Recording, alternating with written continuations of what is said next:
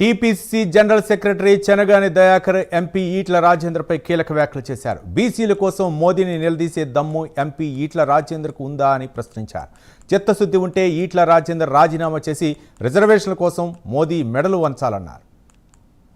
ఈటెల రాజేందర్ గారు బీసీలకు ద్రోహం తలపెట్టేలా మారొద్దని నేను హితవు పలుకుతా ఉన్నాను. రాష్ట్ర ప్రభుత్వం, రేవంత్ రెడ్డి గారి ప్రభుత్వం దేశంలో ఏ రాష్ట్రంలో 75 ఏళ్ల నుంచి స్వాతంత్రం వచ్చిన నాటి నుంచి ఏ రాష్ట్రంలో చేయలేని విధంగా స్థానిక సంస్థల్లో 42% అసెంబ్లీలో ఆమోదం చేసి, కులగణన చేసి, కేబినెట్ తీర్మానం చేసి, ఒక డెడికేషన్ కమిషన్ వేసి, ఒక చట్టబద్దంగా రాజ్యాంగబద్దంగా అత్యంత చిత్తశుద్దితో ఈ రాష్ట్ర ప్రభుత్వం బీసీలకు 42% స్థానిక సంస్థల్లో ఏర్పాటు చేయాలనే ఆలోచనతో ముందుకొచ్చినటువంటి బిల్లును ఇవాళ కోర్టుల ద్వారా, ఇవాళ గవర్నర్ల ద్వారా కనీసం రాష్ట్రపతిని కూడా కలిసే అవకాశం కూడా బీజేపీ కేంద్ర ప్రభుత్వం ఇవ్వలేదంటే బీసీల మీద ఎంత కక్ష సాధింపు చర్యలకు పాల్పడుతుందనే విషయాన్ని ఈ రోజు మన కళ్ళకు కన్నట్టు కనబడతా ఉంది. ఈటల రాజేందర్ గారు, మీకు నిజంగా బీసీల మీద చిత్తశుద్ధి ఉంటే బీజేపీ కేంద్ర ప్రభుత్వాన్ని మోడీని నిలదీసే దమ్ము నీకుందా అనేది నేను సవాల్ ఇస్తా ఉన్నాను. ఒకవైపు రాష్ట్ర ప్రభుత్వం 9 జీవో ద్వారా ఎన్నికలకు